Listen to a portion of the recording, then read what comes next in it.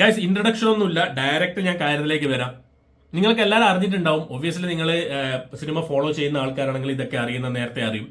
അപ്പോൾ അലക്ക് രാജ എന്ന് പറയുന്ന ഒരു ടോപ്പിക്, അലക്ക് രാജ അല്ല ശരിക്കും സംഭവം, ഡാക്കു മഹാരാജ എന്നാണ് നമ്മുടെ സിനിമയുടെ പേര്. സിനിമയിൽ അഭിനയിച്ചിരിക്കുന്നത് നമ്മുടെ one and only god of masters എന്ന് പറയുന്ന നമ്മുടെ തെലുങ്ക് ഇൻഡസ്ട്രിയുടെ super hero, super star, the mega star Balakrishna garu, Nandamuri Balakrishna. അപ്പൊ അദ്ദേഹത്തിന്റെ ലേറ്റസ്റ്റ് പടമാണ് ഡാക്കു മഹാരാജ. ഡാക്കു മഹാരാജ തെലുങ്കിൽ ഇറങ്ങിയിട്ടാണ് 100 കോടിക്ക് മുകളിൽ കളക്ട് ചെയ്തിട്ടുണ്ട്. കേരളത്തിലേക്ക് വന്ന സമയത്ത് ആൾക്കാരുടെ ഭയങ്കര എക്സ്പെക്ടേഷൻ എന്ന് പറഞ്ഞാൽ എപ്പോഴും ബാലകൃഷ്ണ ഗാരുവിന്റെ അല്ലെങ്കിൽ മൂപ്പരുടെ ഒരു നന്ദമൂരി ബാലകൃഷ്ണന്റെ ഒരു പടം ഇറങ്ങുന്ന സമയത്ത് തന്നെ മലയാളികൾക്ക് ചിരിക്കാനുള്ള വക ഉണ്ട് എന്നാണ് മലയാളികളുടെ ഒരു വിശ്വാസം. ഇത് ബിക്കോസ് അങ്ങനെയാണ് നമുക്ക് ബാലകൃഷ്ണ ഗാരുവിനെ പരിചയം, അദ്ദേഹത്തിന്റെ പടങ്ങളെ പരിചയപ്പെട്ടത് അങ്ങനെയാണ്.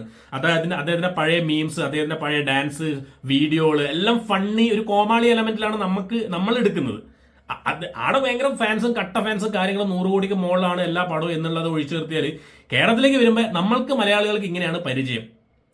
കളിയാക്കപ്പെടാൻ മാത്രം വിധിക്കപ്പെട്ട അല്ലെങ്കിൽ കോമാളി രംഗങ്ങൾ മാത്രം ചെയ്യുന്ന ഒരു നടൻ, അദ്ദേഹത്തിന് കുറെ ഫാൻസ്, ഇനി അദ്ദേഹത്തിന് സിനിമ ഇറങ്ങുന്ന സമയത്ത് ഈടെ ട്രോൾ ചെയ്യാനും അല്ലെങ്കിൽ റോസ്റ്റ് ചെയ്യാനും വേണ്ടിയിട്ട് കുറെ ആളിങ്ങനെ തയ്യാറായിട്ട് നിൽക്കുന്നുണ്ടാവും. അദ്ദേഹം സിനിമ വരുന്നു, കാണുന്നു, റോസ്റ്റ് ചെയ്യുന്നു, സിനിമ വരുന്നു, കാണുന്നു, റോസ്റ്റ് ചെയ്യുന്നു. ഇതായിരുന്നു മെയിൻ പരിപാടി.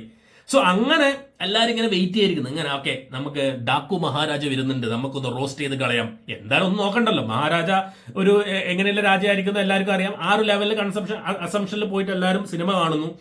പക്ഷെ നടന്നത് ചരിത്രമാണ്. എന്താ വെച്ചാല് ഡാക്കു മഹാരാജ ഇറങ്ങുന്നു, ആടെ തെലുങ്ക് ഇൻഡസ്ട്രിയിൽ 100 കോടിക്ക് മുകളിൽ പോകുന്നു, കേരളത്തിലേക്ക് വരുന്ന സമയത്ത് തിയേറ്റർ റിലീസ് ഒന്നും അങ്ങനെ ഉണ്ടാവില്ല. നെറ്റ്ഫ്ലിക്സ് റിലീസ് ചെയ്യുന്നു. നെറ്റ്ഫ്ലിക്സിൽ റിലീസ് ആയിട്ടാണ് നമ്മളെല്ലാവരും കാണുന്നത്. ഞാനും ഇന്നലെ കണ്ടു പടം. പക്ഷെ അതിനു മുമ്പ് നമ്മളെ റീലോഡ് റോസ്റ്റ് എന്ന് പറഞ്ഞൊരു ചാനൽ ഉണ്ടല്ലോ, നമ്മളെ ഫേമസ് ചാനലാണ്. മൂവി റിവ്യൂസും ബാക്കി എല്ലാ മെയിൻ പരിപാടി റോസ്റ്റിംഗ് ആണ് ഇവരെ പരിപാടി. അതിലും മെയിൻ എര എന്ന് പറയുന്നത് നമ്മുടെ ബാലകൃഷ്ണ ഗാരു തന്നെയാണ് മെയിൻ എര ഇങ്ങേരുടെ. സോ അദ്ദേഹത്തിന്റെ ഈ റോസ്റ്റ് പരിപാടി ഞാൻ കംപ്ലീറ്റ് ആയിട്ട് എല്ലാ ഫ്ലോപ്പ് പടത്തിന് റോസ്റ്റിംഗ് അർഹിക്കുന്ന കുറെ പടങ്ങളുണ്ട്. നമ്മളൊന്ന് റോസ്റ്റ് ചെയ്ത് പണ്ടാറടങ്ങിയെങ്കിൽ നമ്മൾ സ്വയം ആഗ്രഹിക്കുന്ന കുറെ പടങ്ങൾ, അവരെല്ലാം വലിച്ചു കീറി ഒട്ടിച്ച് ഭിത്തിയിൽ തേക്കുന്ന റോസ്റ്റിംഗ് പരിപാടി ഇതുവരെ ചെയ്തുകൊണ്ടിരിക്കുന്നത്. ഞാൻ എല്ലാ വീഡിയോയും കാണാറുണ്ട്, എല്ലാത്തിലും ആസ്വദിക്കാറുണ്ട്, കണ്ട് ചിരിക്കാറുണ്ട്. ഭയങ്കരമായ റോസ്റ്റിംഗ്, 100% റോസ്റ്റിംഗ് ആണ്. പക്ഷെ ഇതിലേക്ക് ഈ 4-5 ദിവസം മുമ്പ് ഇയാള് ഈ റീലോസ് മീഡിയ എന്ന് പറഞ്ഞ ചാനലിൽ അലക്ക് രാജ എന്ന് പറഞ്ഞൊരു വീഡിയോ, ഈ ഡാക്കു മഹാരാജന്റെ റോസ്റ്റിംഗ് വീഡിയോ കണ്ടു, അതിലിട്ടു. പക്ഷെ നടന്നത് ചരിത്രമാണ്. ചരിത്രത്തിൽ ആദ്യമായിട്ട് ആ ചാനലിന്റെ കീഴെ വന്ന് ഒരു മലയാളികൾ വരുന്നത് പറഞ്ഞാല് ബാലകൃഷ്ണ ഗാരുവിനെ അലക്കാനല്ല, മറിച്ച് ഈ റോസ്റ്റ് ചെയ്ത ഇങ്ങനെ എടുത്തിട്ട് അലക്കാനാണ്. എന്റെ കമന്റ്സ് വായിച്ചു നോക്കിയാൽ മനസ്സിലാവും എത്രത്തോളം ആളാണ് തെറി വിളിച്ച് പോകുന്നത് എന്നുള്ളത്. ബിക്കോസ് പടം എന്ന് പറയുന്നത് ആൾക്കാർക്ക് ഇഷ്ടപ്പെട്ടു എന്നതാണ്. ആൾക്കാർ ഇതുവരെ കണ്ട ബാലകൃഷ്ണ ഗാരു അല്ല, അല്ലെ അദ്ദേഹത്തിന്റെ ഇതുവരെ കണ്ട പടങ്ങളല്ല പോലെയല്ല ഈ ഡാക്കു മഹാരാജ എന്ന പടമാണ് എനിക്കും പേഴ്സണൽ ആയിട്ട് ഇന്നലെ കണ്ടപ്പോൾ എനിക്ക് മനസ്സിലായത്. ഞാൻ പടത്തിലേക്ക് വളരെ സിമ്പിളായിട്ട് ഞാൻ പറയാം. ഇതുവരെ ഞാൻ മൂപ്പരുടെ പടം 2-3 പടങ്ങൾ ഞാൻ കണ്ടിട്ടുണ്ട്. ആ ഒരു മൈൻഡ് സെറ്റിലാണ് ഞാൻ കണ്ടത്. മൂപ്പരുടെ പടമായിരിക്കും, ലോജിക്കില്ല ഒരു പടമായിരിക്കും, ലോജിക്ക് ഇല്ലാത്തൊരു പടമായിരിക്കും, സ്റ്റണ്ട് എങ്ങനെയായിരിക്കും, കോമഡിയൊക്കെ ക്രിഞ്ച് ആയിരിക്കും എന്ന രീതിയിൽ തന്നെയാണ് ഞാൻ കണ്ടത്. ഈ സിനിമയിലേക്ക് വരുന്ന സമയത്ത് ഫസ്റ്റ് ഹാഫ് എന്ന് പറയുന്നത് നമ്മളെ അങ്ങനെ അങ്ങ് വെറുപ്പിക്കുന്നുണ്ടോ ചോദിച്ചാൽ ഇല്ല, വെറുപ്പിക്കുന്നൊന്നുമില്ല. ഒരു സ്റ്റാൻഡേർഡ് പിടിച്ച് പടം അങ്ങനെ പോകുന്നുണ്ട്.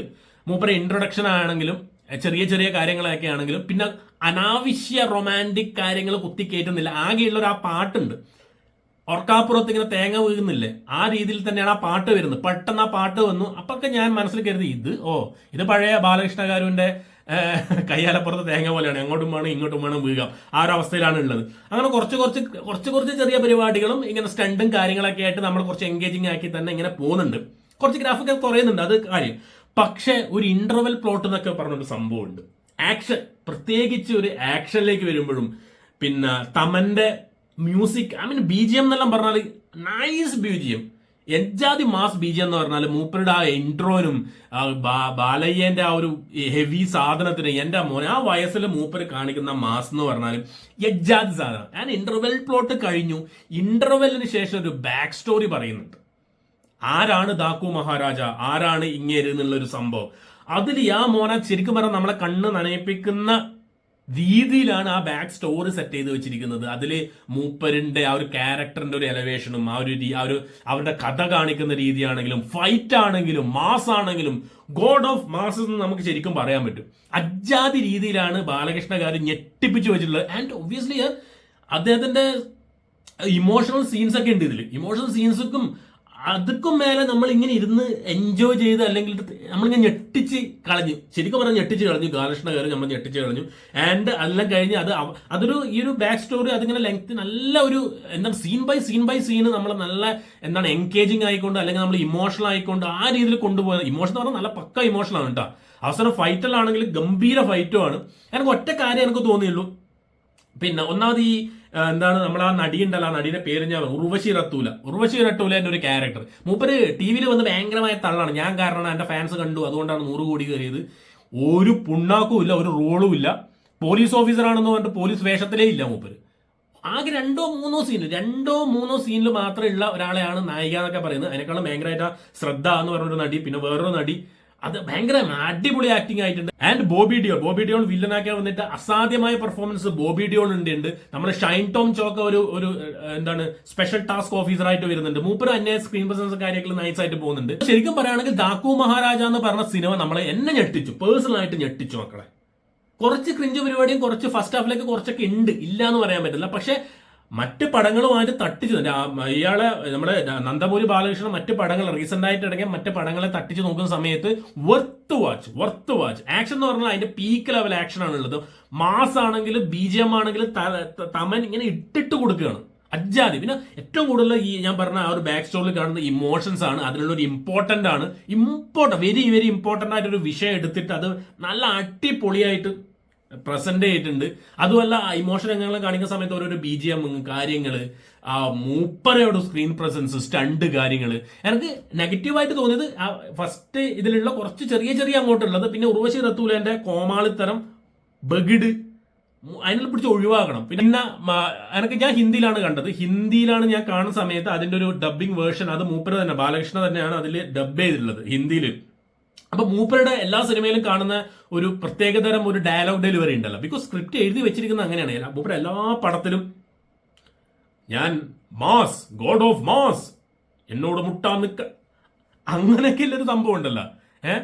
ഞാൻ സിംഹമാണ്, എന്റെ ഉള്ളിലെ സിംഹത്തെ നീ പുറത്തെടുപ്പിക്കരുത്, അങ്ങനെയൊക്കെ പറയുന്ന സംഭവം ഉണ്ടല്ലോ. അതായത് എഴുതി വെച്ചിട്ട് അതിൽ എഴുതി വെച്ചതുപോലെ തന്നെ വായിക്കുന്ന രീതിയിലേക്ക് വരുന്ന സമയത്ത് നമുക്കൊരു അയ്യോ ഇതെന്താ ഇങ്ങനെ. അതിപ്പോ മൂപ്പര എല്ലാ സിനിമയിലും അങ്ങനെ തന്നെയാണ്. അതിലെ സ്ക്രിപ്റ്റ് അങ്ങനെയാണ്.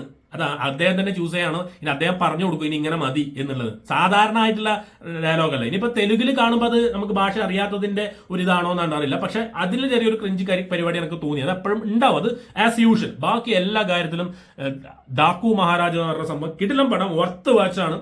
ഇത് കണ്ട് ബാലയ്യ ഫാനായി എല്ലാവരും. അതാണ് ഏറ്റവും കൂടുതൽ. ആ കമന്റ് സെക്ഷൻ, നമ്മളെ റീലോഡിന്റെ കമന്റ് സെക്ഷനിലേക്ക് വന്നാൽ നമുക്ക് മനസ്സിലാക്കാൻ പറ്റും ഈ ഒരു പടം കണ്ടിട്ട് ഞെട്ടി അവർ എത്രത്തോളം ഉണ്ട്. സോ റീലോഡിന് ഇപ്രാവശ്യം തെറ്റുപറ്റി എന്നാണ് എനിക്ക് ഉദ്ദേശിക്കുന്നത്. പിന്നെ പുഷ്പ 2 പോലൊരു സിനിമ ഇറങ്ങിയിട്ട് അതിനെ ഒന്നും റോസ്റ്റ് ചെയ്യാതെ ഈ ഒരു ദാക്കു മഹാരാജനെ അടുത്ത് റോസ്റ്റ് ചെയ്യുന്ന സമയത്ത് അത് പേഴ്സണലായിട്ട് നമ്മൾ എന്തായാലും മൂപ്പരുടെ പടം എന്തായാലും ഫ്ലോപ്പാണ്, എന്നിട്ട് നമുക്ക് റോസ്റ്റ് ചെയ്യാതിരിക്കാൻ പറ്റുള്ളൂ എന്ന് പറഞ്ഞ് റോസ്റ്റ് ചെയ്ത് കണക്കിയുണ്ട്. സോ അന്നങ്ങനെ നിങ്ങൾക്കാണ് പുഷ്പ 2 എടുത്ത് റോസ്റ്റ് ചെയ്യുന്നത്. പുഷ്പ 2 എത്രയോ 1000 ടൈം ബെറ്റർ സിനിമയാണ് ദാക്കു മഹാരാജ് എന്ന് ഞാൻ പറയൂ. സോ ഇത് ഞെട്ടിച്ചു, മലയാളികളെ ഞെട്ടിച്ചിട്ടുണ്ട് ബാലയ്യ. ഇനിയിപ്പോ ബാലയ്യ ഫാൻസ് ആവോന്നാണ്. ഇതുവരെ കോമാളിയായിരുന്ന ഒരാള് ഇപ്പം ദൈവതുല്യനായിട്ട് മാറുന്നുണ്ട്. അങ്ങനത്തെ അവസ്ഥയാണ് ദാക്കു മഹാരാജിലൂടെ നമ്മുടെ Balayya the God of masses പുറത്തേക്ക് വിട്ടത്. സോ ഇതെന്റെ പേഴ്സണൽ ഒപ്പീനിയൻ ആണ് ഗായ്സ്. സോ നിങ്ങൾ സിനിമ കണ്ടിട്ട് നിങ്ങളുടെ അഭിപ്രായം താഴെ രേഖപ്പെടുത്തുക. നെറ്റ്ഫ്ലിക്സിലുണ്ട് സിനിമ, പോയിട്ട് കാണുക. നിങ്ങളുടെ അഭിപ്രായം നിങ്ങൾക്ക് സത്യസന്ധമായി രേഖപ്പെടുത്തുക.